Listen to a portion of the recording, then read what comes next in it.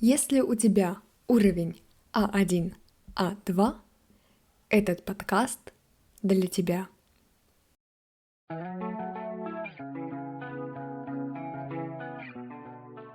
Привет! Это Москва. Это город, где многие талантливые люди жили и работали. Сейчас наши парки, улицы, станции метро носят их имена. Откроем карту метро. Вы видите линии. Мы говорим ветки. У каждой ветки есть цвет. Ты знаешь, какой цвет это? Фиолетовый. На этой ветке есть станция Лермонтовский проспект. Ты знаешь, кто это Лермонтов? Это русский поэт.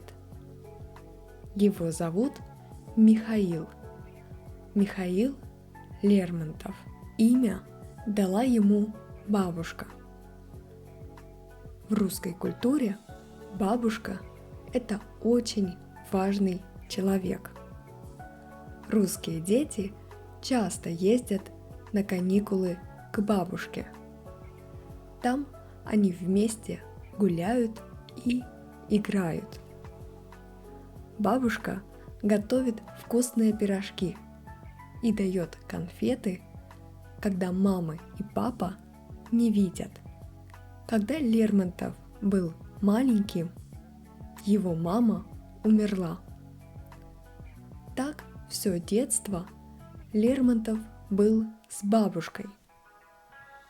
Бабушка хотела, чтобы у ее внука было хорошее образование.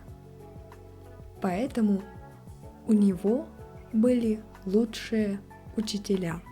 Поэт много читал, изучал языки, играл на музыкальных инструментах. Когда все дети пошли в 1 класс школы, Лермонтов сразу пошел в 4 класс.